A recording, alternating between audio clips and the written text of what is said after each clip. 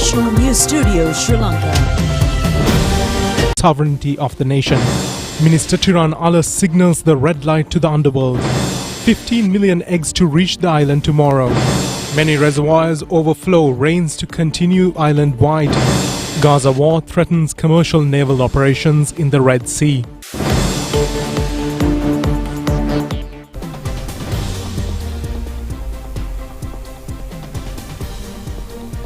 On to those and other stories in detail now, starting with your local stories.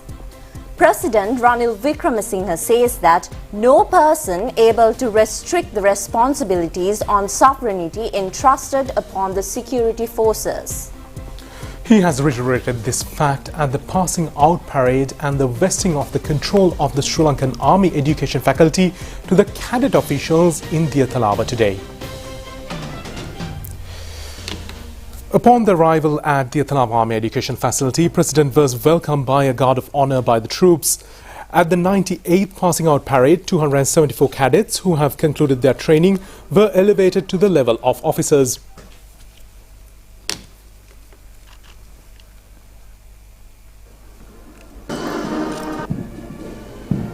A special feature was 6 foreign cadets who have been trained also becoming officers.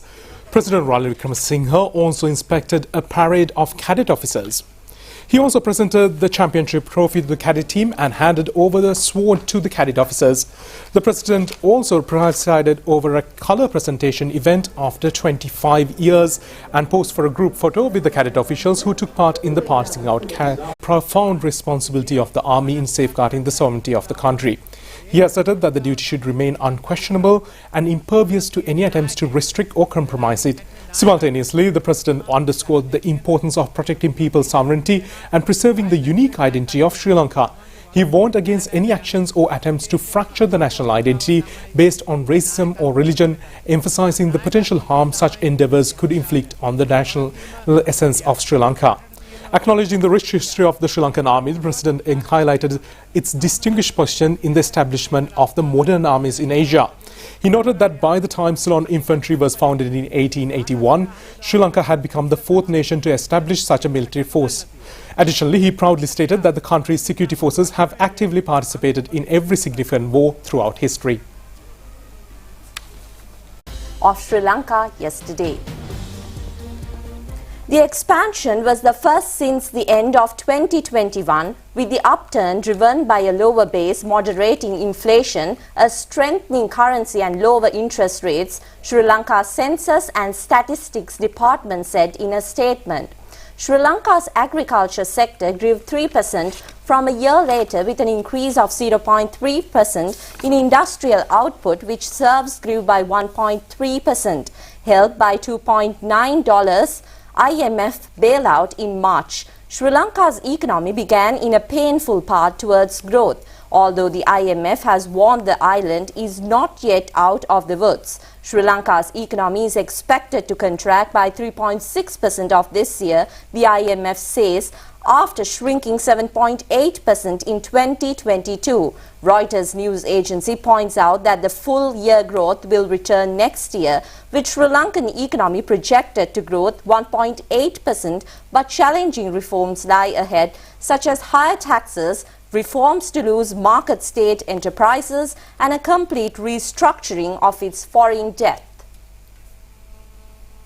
Governor of Central Bank of Sri Lanka, Dr. Nandalal Veerasinghe, says that no statement has been made to the effect that Sri Lanka is bankrupt. During a lecture yesterday, he further stated that what has happened has been only suspending repayment of debts temporarily. Governor of the Central Bank of Sri Lanka, Dr. Nandalal Veerasinghe, said that Sri Lanka has never declared bankruptcy. The government has only published that they are suspending credit. That means Sri Lanka was not in a position to pay back loans. We have to ask debtors to give time to pay back. He also said that the repayment of debt will commence after restructuring debt within a certain period. This process can be compared to a vehicle applying brakes to prevent a major accident. He added that Sri Lanka was not actually bankrupt.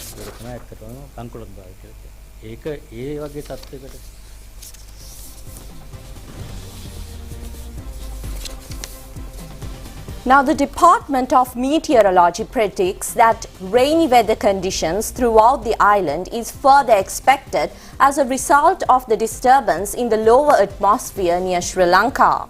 Fairly heavy rainfall exceeding 100 milliliters could be expected in the certain locations in northern, north central and northwestern provinces. In other areas, fairly showers exceeding 75 millimeters is anticipated.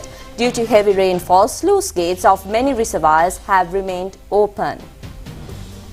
Water capacity at the Parakrama Samudra has increased to 98,000 arc-feet. The water capacity in Min area tank has also gone up to 86,000 arc-feet. The water capacities in Giritale Reservoir and Kadulla Reservoir has also gone up to 16,000 arc-feet and 80,000 arc-feet respectively. The Department of Irrigation says that capacity at Boragahakanda Reservoir has also increased to 409,030 arc-feet. Minor lakes in the districts are also overflowing.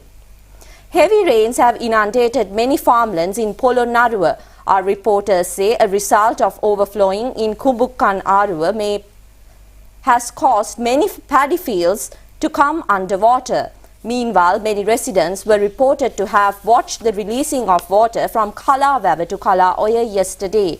The water being spilled from Kandalamavava is being directed to Ibbankatuwa Reservoir. Two sluice gates of Kalawava remained open by 15 feet, enabling to release 13,000 cubic feet of water in a second to the Kalaoya.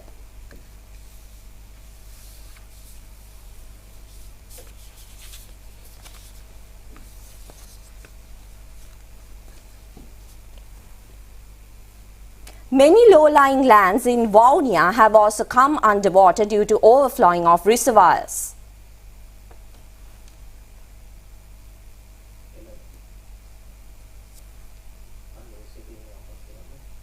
Four sluice gates of Kantale Reservoir has also been opened to facilitate the release of 800 cubic feet of water in a second.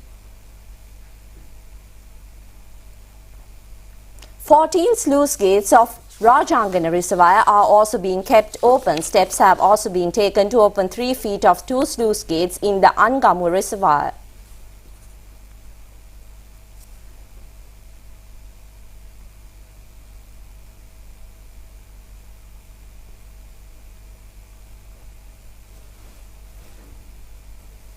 The Road Development Authority and the police informed drivers to drive their vehicles with the headlights on in expressway due to the cloudy weather condition.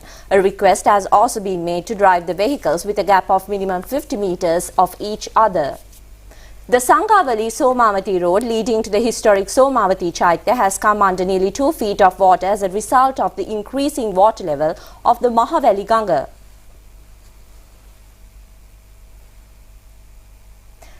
Vehicle transport in Vasanagama Road in Uva Paranagama has been obstructed due to the fall of a large tree. Power supply has also been obstructed. 12 sluice gates of Thabbowa Reservoir in Putlam has been opened as water level in the reservoir reached maximum capacity. Earth slip dangers in Uduvara, Haliyala and the Badulla Colombo Main Road continues to remain active. As a result, a road signal system has been installed to educate the drivers in an emergency situation. The aim is to establish road signal system in order to minimize destruction caused in the Badulla district. Chief of Presidential Staff Sagar Ratnayaka says that better times would dawn in the country by next year. He pointed out that the country is emerging from the economic crisis gradually. He made these remarks participating in a ceremony at the Paramadhamma Chaitya Piriven Viharaya in Ratmalana. The event was organized in connection with offering robes to Samaneka Bistukus, pursuing education at the Pirivena, and also handing over bags of nutritional food to expecting mothers. The ceremony was held under the patronage of the chief incumbent of the Viharaya, Venerable Ma Itipe Vimalasara Thera. Chief of Presidential Staff Sagar Ratnayaka said the country has made a leap and that the mechanism of the state should be transparent and laws should be brought forward to eradicate fraud. Only then would foreign trade come into the country. And on to more local news.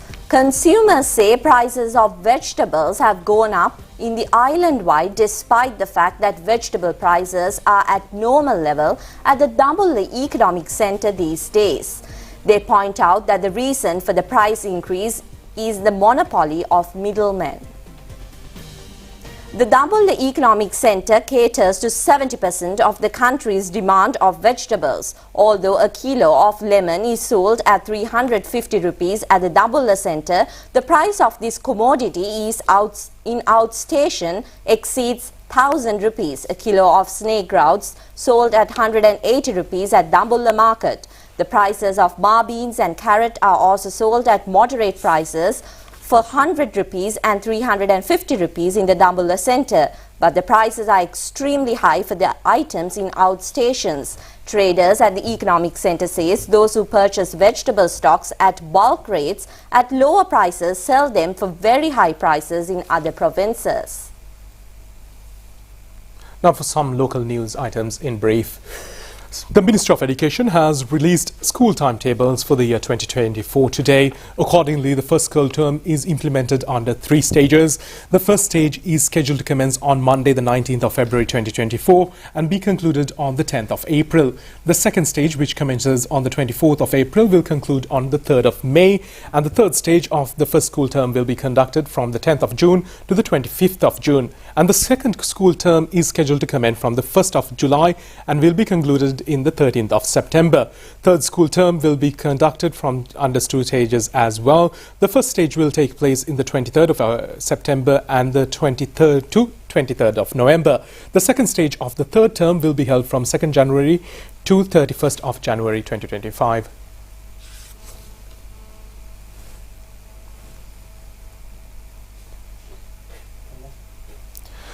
Major General W.H.K.S. Pearis has been appointed as the Chief of Staff of the Sri Lankan Army. He earlier functioned as the Commander-in-Chief of the Western Defence Forces.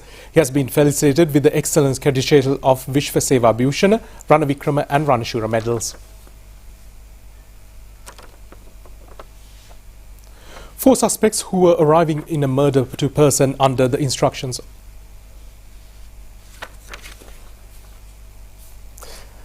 Governor of the Sabaragamu Province, Attorney at Law Naveen Dissanayake presided over Rajya Kala ceremony of the Sabaragamu Province 2023 yesterday. Awards and certificates have been presented to inventors of schools and open constituents of the province who were shown excellence in the fields of arts and literature yesterday.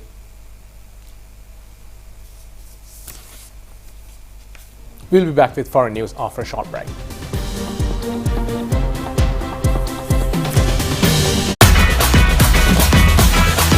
Kottumi, Fantamai.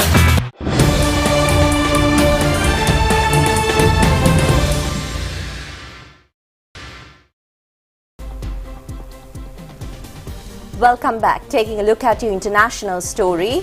The Israel Defense Force says 3 Israeli hostages who were mistakenly killed in Gaza by the Israel military had been holding up a white cloth on a stick.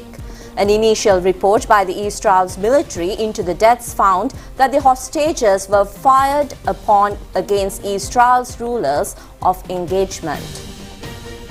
An IDF official says one of its soldiers saw the hostages emerging from a building without shirt on, holding a stick with a white cloth on it. It is reported that after a cry for help was heard from the 3rd injured hostage, an Israel defense official says soldiers opened fire again and that hostage also died.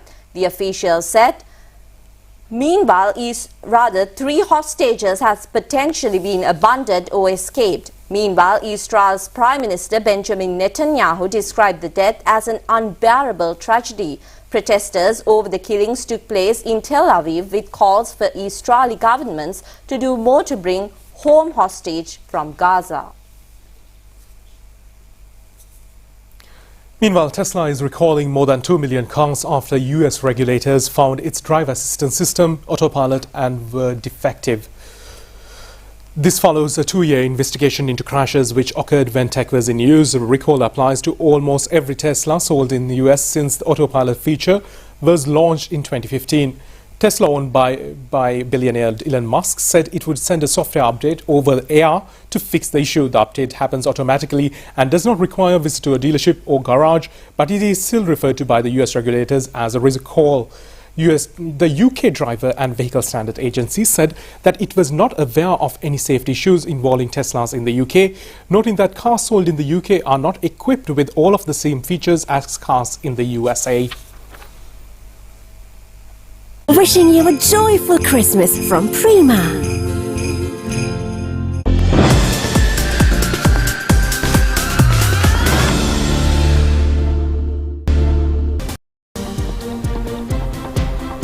Now, on to sports news, we are looking at the world of rugby first. The CRNFC team has emerged victorious in their match against the Air Force team in the Interclub Rugby League tournament encounter at the CRNFC grounds. At the end of the first half, the CRNFC was leading 22-0. The winners have increased their tally by further 7 points, and the second half and the final scores were read at 29-5 in favour of CRNFC.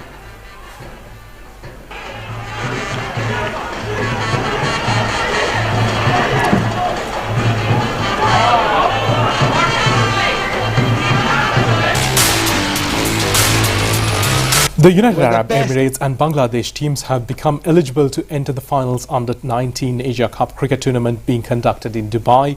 In one semi-final match, the UAE team beat Pakistani team. The host team was 47 overs, 5 deliveries were all out for 993 runs. The Pakistan team, their quest to fulfill the victory target of 990.